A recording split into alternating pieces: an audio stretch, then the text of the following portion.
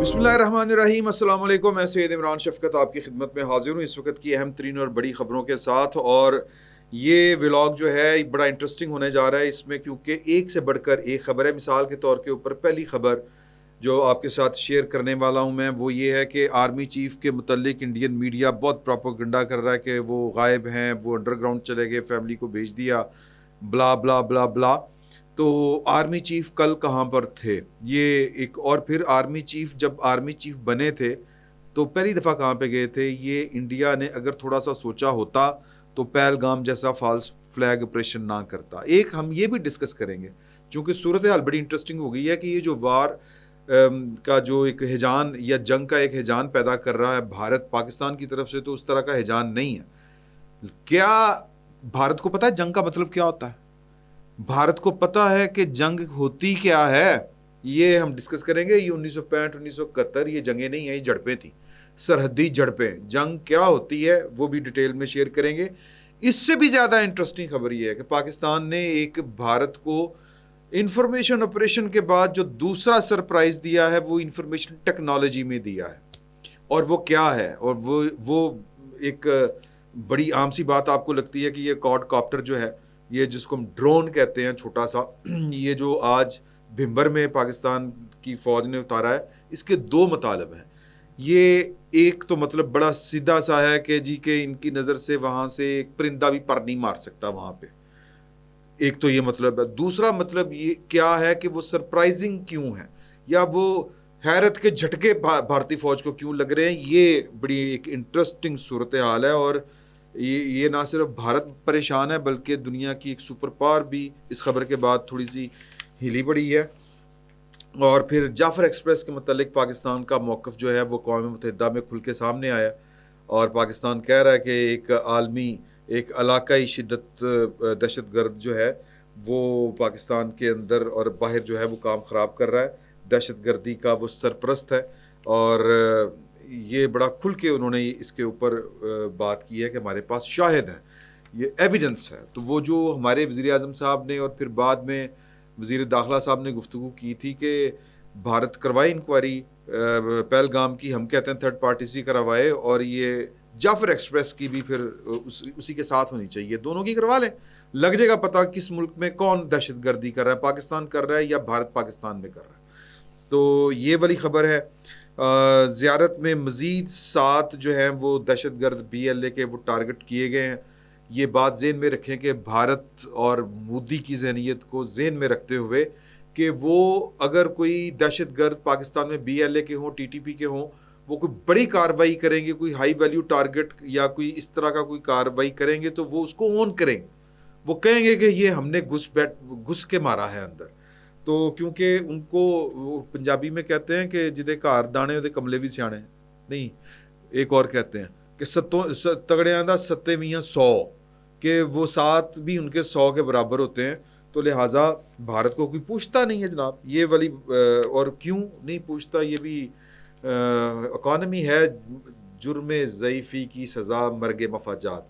और जो पता चल गया है कि सनम जावेद साहिबा को क्यों गिरफ़्तार किया गया था, और मेरा ये ख़्याल है कि और भी गिरफ़्तारियाँ हो सकती हैं। जो सनम जावेद साहिबा के लबो लहजे में गुफ्तगू कर रही, दुनिया की कोई फ़ौज, दुनिया की कोई रियासत इस तरह के माहौल में इस तरह की गुफ्तगू बर्दाश्त नहीं करती। ये जब जंगी कैफियत किसी रियासत के ऊपर तारी हो, और पाकिस्तान का आइन भी ये कहता है कि जब जंगी माहौल हो, जंगी सूरत हाल हो, जहाँ पर फ़ौज डिप्लॉयड हो, तो वहाँ पर जो है वो आइनी हकूक़ मुअत्तल हो जाते हैं। ये बड़ा इतना खौफनाक काम है। और इस वक्त मैंने आज वैसे इत्तफ़ाक़न ट्वीट भी किया है, हमारे कुछ लंदन में जो सीनियर सहाफ़ी हैं वो जिस तरह बैठ के पाकिस्तान की फ़ौज को टारगेट कर रहे हैं, और जिस तरह बैठ के अगर आप उनका अपनी ज़ुबान से नहीं उन्होंने कहा, लेकिन उनकी पूरी गुफ्तगू जो वो मज़मून पढ़ के सुना रहे हैं आपको, वो जो मज़मून बयान कर रहे हैं, जो माफ़ी ज़मीर है उनका, उनकी जो बैनुल सतूर जो वो मैसेज देना चाह रहे हैं, वो कुछ इसी तरह का है कि पाकिस्तान तो जनाब फ़ारग हो गया, पाकिस्तान की फ़ौज भी फ़ारग, अभी बड़ा टाइम पड़ा है, अभी जंग होना बाकी है अगर ये जंग होनी है। तो ये ज़रा जिक्र करेंगे इन सारी चीज़ों का, इन सारी ख़बरों का। तो मैं पहले आपके साथ जो गुजारिश करना चाहता हूँ वो ये है कि आर्मी चीफ़ किधर हैं? انڈین میڈیا کل سے بلکہ 2-3 دن سے جو ہے وہ پچھلے وہ شو ڈال رہا ہے کہ آرمی چیف جو ہے پاکستان کے حافظ عاصم منیر وہ چھپ گئے ہیں، وہ انڈر گراؤنڈ چلے گئے ہیں، انہوں نے اپنی فیملی کو باہر بھجوا دیا ہے، وہ بنکروں میں چھپ رہے ہیں، وہ بھارتی سینا سے، بھارت کے پرمانو سے، پتہ نہیں وہ کون کون سی لینگویج یوز کرتے ہیں، وہ لوگ چھپ گئے ہیں، وہ نظر نہیں آ رہے۔ آخری دفعہ وہ وزیر اعظم پاکستان کے ساتھ کاکول اکیڈمی میں پاسنگ آؤٹ پریڈ کے دوران دیکھے گئے۔ تو اب کل رات کو آلموسٹ یہ کو 12-1 بجے میں انڈین میڈیا دیکھ رہا تھا تو اس وقت یہ پروپیگنڈا جاری تھا۔ تو اتفاقاً یہ محض ایک اتفاق ہے کہ میں جب صبح اٹھا تو ایک بہت ہی قریبی دوست کا میسج مجھے آیا ہوا تھا کہ عاصم منیر صاحب کل لاہور میں تھے، 5 سے 6 گھنٹے وہ لاہور میں رہے اور اگلے مورچوں کا انہوں نے وزٹ کیا، فوج کے جوانوں کا حوصلہ بڑھایا۔ یہ ایک کمانڈر جو ہوتا ہے یہ اس کا دلیرانہ اقدام ہوتا ہے کہ حالت جنگ میں وہ اگلے مورچوں کے اوپر جاتا ہے اور وہ تھپکی دیتا ہے اپنے جوانوں کو، اور جوان یہ 2 طرفہ معاملہ ہوتا ہے کہ جوانوں کا دل بڑا ہوتا ہے۔ یہ ایک کمانڈر کی اسٹریٹجی ہوتی ہے۔ دنیا بھر میں وہی کمانڈر جو ہیں جو کامیاب قرار پاتے ہیں جو ہر طرح کے حالات میں، حالت جنگ میں اگلے مورچوں کے ساتھ اپنے جوانوں کے ساتھ کھڑے ہوتے ہیں۔ یعنی وہ وار تھیٹرز جو قائم ہوتے ہیں وہ وہاں پر بیٹھ کے جنگ نہیں لڑ رہے ہوتے بلکہ وہ اگلے مورچوں کے اوپر بھی موجود ہوتے ہیں، حوصلہ بڑھا رہے ہوتے ہیں، تھپکی دے رہے ہوتے ہیں۔ اور بھارت کو تو اگر یاد ہوتا کہ جنرل عاصم منیر نے، ظاہر ہے کہ میں کسی کی نہ تعریف و توصیف کرنا چاہتا ہوں، میں صرف فیکٹس بیان کرنا چاہتا ہوں اور نہ کسی کو تنقید کا نشانہ بنانا چاہتا ہوں۔ اگر آپ کو یاد ہوگا تو جی ایچ کیو میں ایک دور تھا، اکانومی کے اوپر سیمینار ہوتے تھے اور پاکستان کی فوج کا سربراہ جس کا اکانومی کے اوپر اتنا فکر مند ہونا اس طرح سے بنتا نہیں، جب وہ باجوہ صاحب تھے تو وہ کہا کرتے تھے انڈیا کے ساتھ جنگ نہیں ہو سکتی، وہ بریفنگز دیا کرتے تھے 12 گھنٹے کی، 8 گھنٹے کی، صحافیوں کو بلا کے، اور کہتے تھے کہ ہمارے تو جناب ٹینک وہ کنستر ہوئے پڑے ہیں، پٹرول ہمارے پاس ہے نہیں، اکانومی ریجنز ترقی کیا کرتے ہیں، ہمیں انڈیا کے ساتھ لڑ نہیں سکتے، ہمیں اس کے ساتھ چلنا ہے۔ اب یہ ان کا ڈاکٹرائن تھا یا ان کی سمجھ بوجھ تھی، اور وہ بہت بھی جذباتی بات جب کیا کرتے تھے، بھارت کو للکارتے تھے، تو ان کی للکار یہ ہوتی تھی کہ بھارت یہ سن لے تمہاری گولیاں ختم ہو جائیں گی، ہمارے سینے ختم نہیں ہوں گے۔ بھائی نو دنیا دا کیڑا کمانڈر ہے جڑا کہندا میرے جوان صرف گولیاں کھان واسطے؟ جواب تو یہ ہونا چاہیے تھا کہ ہم دانت نکال دیں گے، بازو کاٹ دیں گے، گردنیں اتار دیں گے اگر پاکستان کی طرف میلی آنکھ کر کے دیکھا، لیکن وہ کہندا سی میرے جوان گولیاں کھا کے شہید ہو جائیں گے۔ یہ مائنڈ سیٹ تھا۔ اب اس کے پیچھے جنرل باجوہ صاحب کی کیا سوچ تھی، کیا نہیں سوچ تھی، یہاں پر تو ہمیں جرنیل پاکستان میں فنکار ہی ٹکرتے ہیں، سوری ٹو سے، پروفیشنل کم ہی ٹکرتے۔ پروفیشنل کون ہوتا ہے؟ اس کی تعریف کبھی آپ نے غور کیا؟ جو اپنے کام کا ماہر ہو۔ فوجی کا کام کیا ہے کہ بڑا اچھا پلستر کر لیتا ہے جناب، وہ بڑی اچھی فیکٹری چلا لیتا ہے، یا وہ بڑا اچھا جمہوریت کے اوپر لیکچر دے لیتا ہے، میں جمہوریت کے ساتھ کھڑا ہوں۔ بھائی تو فوج دے نال کھڑا ہو، جمہوریت کے ساتھ ہم کھڑے ہو جائیں گے، فوج کا جو کام ہے وہ کرواؤ۔ یہ ایک پروفیشنل جرنل ہوتا ہے۔ تو ایک وہ جرنل صاحب تھے ہمارے، اور پھر ان کی کرتوتیں آج تک ہم بھگت رہے ہیں عمران خان صاحب کی صورت میں، اور خود فوج بھگت رہی ہے، وہ میں آگے چل کے آپ کو بتاؤں گا کہ کس طرح سے بھگت رہی ہے۔ پوائنٹ یہ ہے کہ میں سیدھا مدعے کے اوپر آتا ہوں کہ جنرل عاصم منیر صاحب پروفیشنل ایک آرمی چیف، اور انہوں نے آتے ہی جو کام کیا تھا اگر بھارت کو یاد ہوتا تو شاید پہلگام والا واقعہ نہ کرتا۔ ان کا جو پہلا آرمی چیف بننے کے بعد وزٹ تھا، وہ تصویر اگر میرا پروڈیوسر نکال لینا تو میں جناب میں 100 روپے انعام دیاں گا آج، بلکہ چلو 500 کر دینے ہیں۔ وہ تصویر ہے کہ وہ یوں کر کے نا، وہ دوربین سے دیکھ رہے ہیں انج کر کے، بڑا ایکشن ہے انج کر کے، ایل او سی کے اوپر بھارت کی طرف وہ دیکھ رہے ہیں۔ وہ تصویر 1000 معنی بیان کر رہی ہے، وہ تصویر 1000 قسم کی کہانیاں اور آنے والے مستقبل کی پیش خیمہ کر رہی ہے کہ ہم اس بارڈر کو بھولے نہیں ہیں، ادھر ہمارا پورا دھیان ہے۔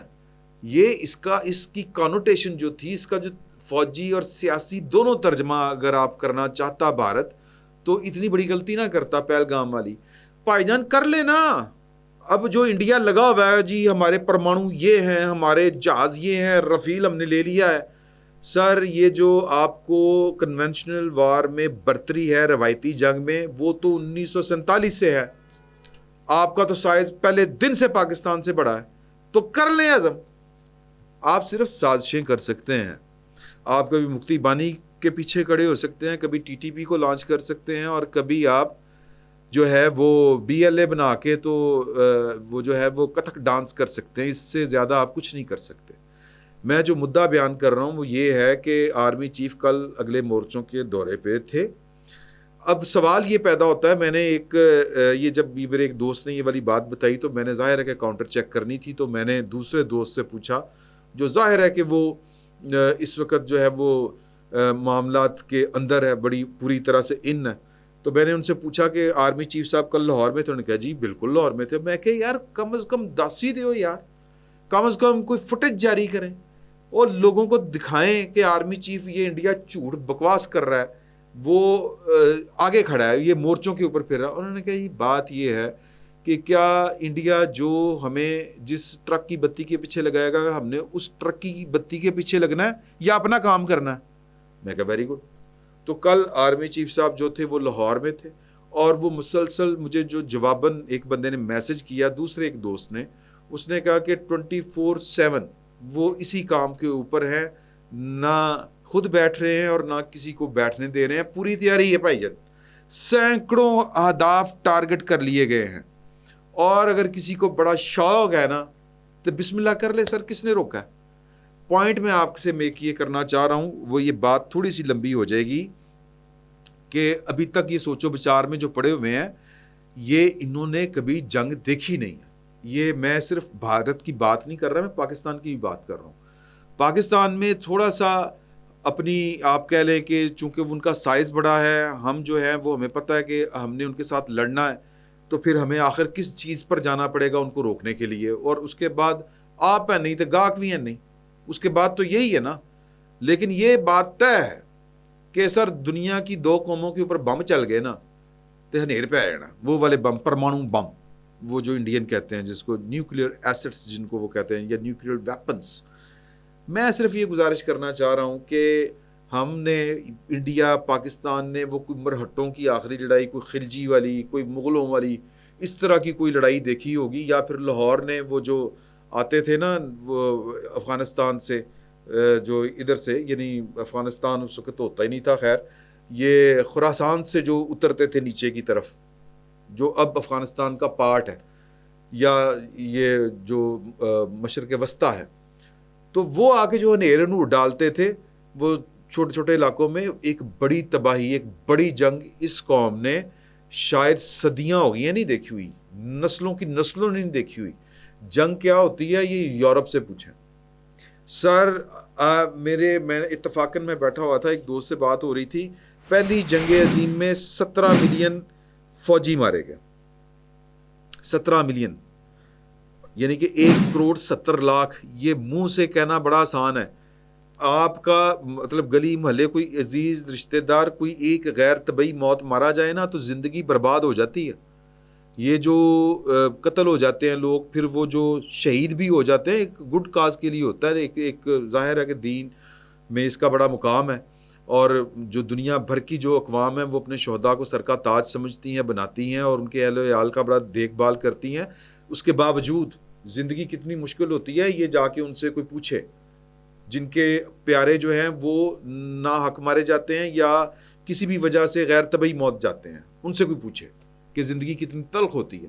اور یہاں پر 1,70,00,000 صرف فوجی مرے تھے. 30 ملین یعنی کہ 3 کروڑ غالباً عام شہری جو تھے وہ مارے گئے تھے، اور 50 ملین ٹوٹل کل ملا کے. یہ مختلف ظاہر ہے کہ داد و شمار اس وقت اتنا سسٹم نہیں تھا، تو جو پہلی جنگ عظیم کے ٹوٹل ہلاکتیں بتائی جاتی ہیں وہ 50 ملین.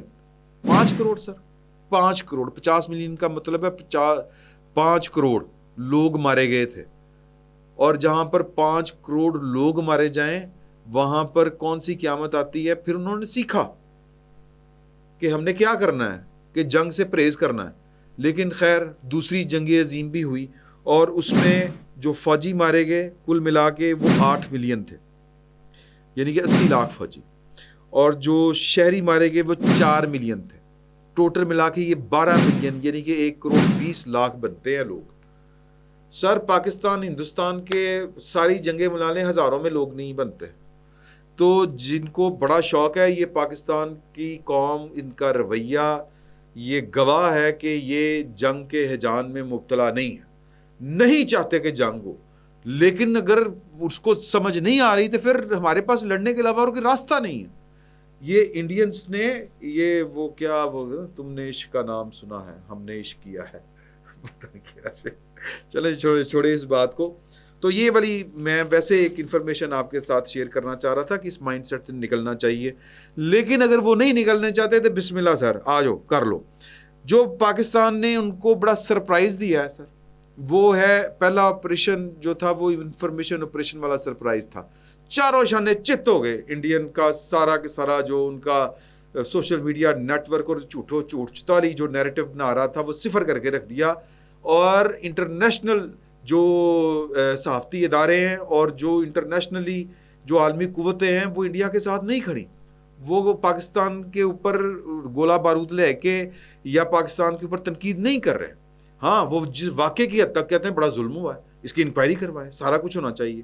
تو دوسرا جو پاکستان نے سرپرائز دیا ہے وہ ہے جو ڈرون گرایا آج پیمر میں.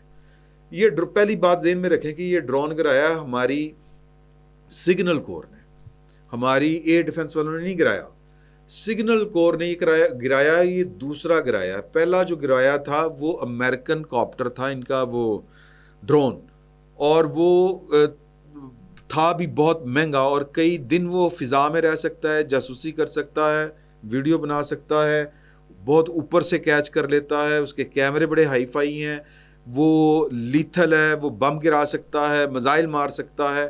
سر ہم نے وہ بھی اس کو گرایا. گرانے کا مطلب کیا ہے کہ تھلو فیر نہیں ماری دی گلیل نو. گرانے کا مطلب یہ ہے کہ ہم اس کے سسٹم کو ہیک کرتے ہیں انفارمیشن ٹیکنالوجی کے ذریعے. ہیک کرنے کے بعد اس کو گرا لیتے ہیں نیچے، یا کنٹرول کر لیتے ہیں کہ چل بھی ایتھے تیرا مقام ہے، ایتھے لینڈ ہو. تو یہ امریکن ٹیکنالوجی کو ایک طرح سے بریچ کرنا، ہیک کرنا، یہ کوئی چھوٹی بات نہیں ہے. تو پریشانی جو ہے وہ بحر اوقیانوس تک پھیلی ہوئی ہے. سادہ الفاظ میں یہ پاکستان کی ایک اور بڑی کامیابی ہے. لیکن یہ چھوٹی چھوٹی چیزیں ہیں. جدوں انڈیا پنگا لے گا، کوئی بڑا کام کرے گا، سوری اباؤٹ مائی لینگویج، تو پھر ذرا مزہ آئے گا. اب آ جائیں زیارت میں کوئی جو ہے وہ بلکہ میرا خیال ہے کہ ایک ان کے آپس میں گتھم گتھا ہو گئے ہیں. یہ کشمیر والی سائڈ کے اوپر 2 یونٹ ان کے لڑ پڑے ہیں آپس میں، اور اس کے نتیجے میں 5 جو ہیں وہ سکھ اہلکار گئے ہیں. اب یہ بڑا کویسچن ہے کہ سکھ اہلکار ہی کیوں ان کے مارے گئے ہیں. تو جو ان کی یونٹ ہے متعلقہ، یہ 25 اور 26 کا واقعہ ہے. ڈان یہ رپورٹ کر رہا ہے جپالا برج بارامولہ سیکٹر میں دوران پٹرولنگ پیش آیا یہ والا واقعہ. 185 بارڈر سیکیورٹی فورس BSF جو کہ بارامولہ میں تعینات ہے نے 12 بریگیڈ کی 13 سکھ لائٹ انفینٹری ریجمنٹ پر فائرنگ کی، اور جس کے نتیجے میں 13 سکھ لائٹ انفینٹری کے 5 جوان جو ہیں وہ مارے گئے. اب ان میں جو بڑا غم و غصہ ہے، اور یہ جو ہے نا بھارت ہندوتوا، ان کے لیے سکھ بھی اقلیت ہی ہیں.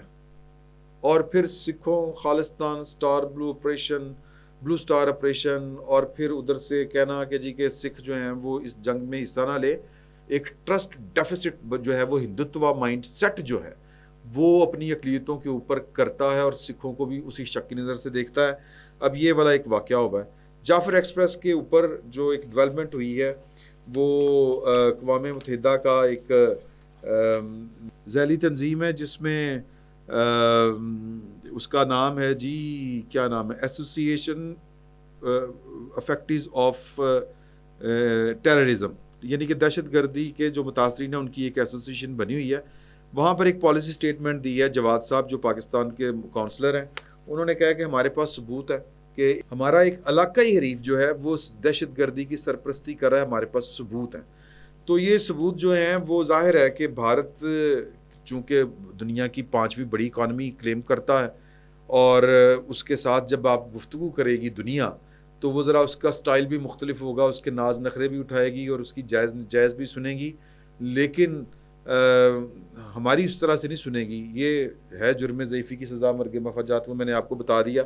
C-130 پاکستان آ چکا ہے سر, ایک خبر ہے 6 C-130 پاکستان آ چکے. اور میں نے جس طرح پہلے آپ سے کہا تھا کہ یہ ہم نے مقامی طور پر دہشت گردی سے نمٹنا ہے. قومی سلامتی کمیٹی میں جو آبزرو کیا گیا تھا وہ یہ کیا گیا تھا کہ ہم چونکہ دہشت گردوں کی کمر توڑ رہے ہیں, تباہ کر رہے ہیں, برباد کر رہے ہیں, تو ان کو سہولت کاری کرنے کے لیے بھارت نے یہ والا سارے کا سارا پہلگام والا ڈرامہ رچایا ہے تاکہ پاکستان کے اوپر ایک جنگ مسلط کی جائے. اندر سے وہ لڑ رہا ہو, باہر سے ہم مار رہے ہوں. تو یہ ان دنوں ہوا, یعنی یہ جو پلان تھا پہلگام کا, پریکٹیکلی اگر آپ اس پر غور کریں تو جن دنوں پاکستان کے وزیر اعظم ترکی کا دورہ کر رہے تھے, اور ظاہر ہے کہ بھارت کی انٹیلیجنس جو ہے اس کو پتہ ہوگا کہ یہ ترکی کیا کرنے جا رہے ہیں. ترکی سے ہم نے جو 6 C-130 آئے ہیں, یہ ڈرونز جو ترکی کی ٹیکنالوجی والے ترکی والے ڈرونز ہیں, یہ سارے کے سارے وہ بھر کے آئے تھے.